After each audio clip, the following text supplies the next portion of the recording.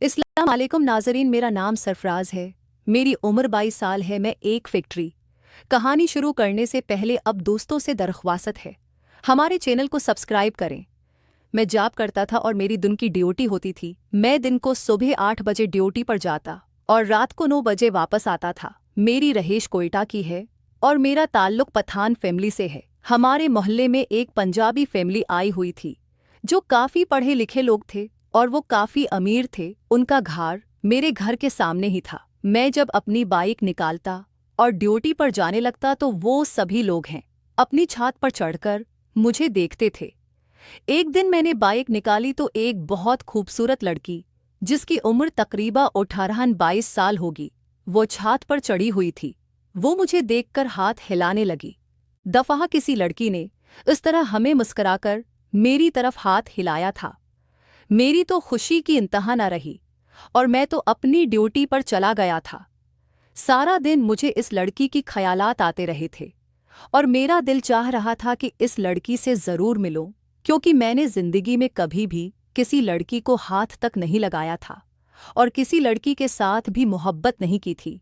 शाम को मैं ड्यूटी से वापस आया तो मेरी कोशिश थी कि मैं अपनी छत पर चढ़कर इस लड़की को देखूं, लेकिन वो लड़की कहीं भी छत पर मौजूद नहीं थी। सारी रात में तड़पते गुजर गई थी और मेरा दिल चाह रहा था कि वह हमेशा के लिए मेरे साथ रहेगी। लड़की मेरे करीब आए और मैं उसके साथ वो सब कुछ करूं, लेकिन मैं मजबूर था और किस तरह इस लड़की को ख्याल करके अपनी ख्वाहिश को पूरा कर सकता था। अगले दिन सुबह सुबह मैं घर से निकलने लगा तो मेरे दिल में यही दाह थी कि काश आज भी वो लड़की छत पर खड़ी हो तो मैं उसको अपना नंबर दे दूं। मैं जब घर से बाहर बाइक निकाली और अपना गेट खोला, वो लड़की इस वक्त छत पर खड़ी हुई थी। मैंने उसको फ़ोन नंबर का इशारा किया तो उसने अपना फ़ोन नंबर नीचे फेंक दिया।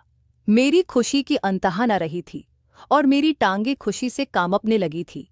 मैंने उसका नंबर अपने बेल में सेव किया और अपने काम पर चला गया था। तकरीबा दिन के 11 बजे इस लड़की को मैंने मेस कॉल की तो उसने मुझे वापस मेस कॉल की थी। उसका नाम उन्नम था। हमारी बातचीत होने लगी। मैंने उसकी खूबसूरती की तारीफ की तो वो भी मेरी खूबसूरती की तारीफ करने लगी थी, क्योंकि मैं भी एक पठान फैमिली से ताल्लुक रखता था और मैं इंतहा का खूबसूरत था। लेकिन मेरी फैमिली काफ़ी सख्त थी, इसलिए मैंने कभी भी किसी लड़की को प्रपोज नहीं किया था और किसी भी लड़की से रिलेशनशिप नहीं बनाया था। ये पहली लड़की थी और पंजाबी थी जिससे मैं ताल्लुक बना रहा था। अन्नम ने मुझे अपनी काफ़ी सारी फ़ोटोज़ भेजी और मेरे साथ काफ़ी फरी होने लगी थी। मैं भी उसके साथ फरी हो गया था और ऐसी ऐसी बातें करने लगा था जिससे वो मेरे पास आने की ख्वाहिश करने लगी थी। लेकिन सबसे बड़ा मसला हमारा मिलना था। हमारे लिए कोई ऐसी जगह नहीं थी जहां हम दोनों अकेले मिल सकते और अपनी अपनी ख्वाहिश को पूरा कर सकते। अन्नम भी व्हाट्सएप पर मेरे साथ अपनी ख्वाहिश का अजहार करती थी कि मैं तुम्हारे पास आना चाहती हूँ और तुमसे मिलना चाहती हूँ। मैं उसकी ख्वाहिश को समझ गया था कि वो मेरे नीचे आना चाहती है और वो मेरे से सब कुछ करना चाहती है। अगले दिन मेरी फैमिली एक टूर पर चली गई थी और मैं घर में अकेला ही रह गया था, क्योंकि मेरी रोटी हुई थी और मैंने फैक्ट्री में जाना होता था, इसलिए मैं घर पर अकेला था। शाम के वक्त मैंने अन्नम को मैसेज किया कि तुम हमारे घर आ सकती हो। उसने कहा, मेरी सारी फैमिली जाग रही है, हो सकता है मैं रात को तुम्हारे पास हूँ। ये बात सुनते ही मेरी तो खुशी की इंतहा आ रही थी और मैं बड़ी बेचैनी से अन्नम का इंतज़ार करने लगा था। रात को तकरीबन 12 बजे मुझे अन्नम का मैसेज आया कि बाहर वाला दरवाज़ा खोलो। मैं दबे कदम हो गया और ऐसता से बाहर वाला दरवाज़ा खोल दिया था। अन्नम हमारे घर दाखिल हुआ था, हो गई थी। मैंने उसको उठाया और अपने कमरे में ले गया था। जिंदगी में पहली दफ़ा इतनी खूबसूरत लड़की मेरे पास आई थी।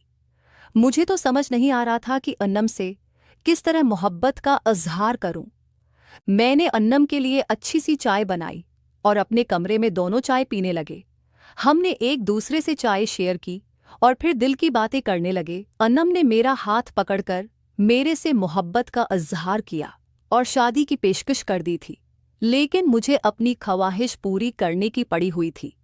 मैंने उससे कहा कि शादी का बाद में देखेंगे, पहले मैं तुमसे वो सब कुछ करना चाहता हूँ जो लड़के लड़की एक दूसरे के साथ करते हैं। अनम पहले तो घबराने लगी थी, लेकिन बाद में उसने मुझे इजाज़त दे दी थी। मैं अन्नम के साथ करने लगा था और अन्नम मेरा साथ देने लगी थी। अन्नम भी बहुत परजोश होकर मेरे साथ वो काम कर रही थी। मुझे काफ़ी राहत मिल रही थी और मैं सुकून की वादियों में खो गया था। अन्नम भी आंखें बंद करके सब कुछ करने में लगी हुई थी। जब हमने एक दूसरे को अच्छी तरह राहत दे ली थी तो अनम वापस अपने घर चली गई थी और दूसरे दिन अनम ने अपनी उम्मी अबू को मेरा रिश्ता मांगने के लिए भेज दिया था। मेरे उम्मी अबू ने भी हाँ कर दी थी और इस तरह एक पंजाबी लड़की मेरी जिंदगी में आ गई थी। नाजरीन, अगर आपको ये कहानी पसंद आई हो तो वीडियो को लाइक कर दें और चैनल को सब्सक्राइब कर दें। शुक्रिया।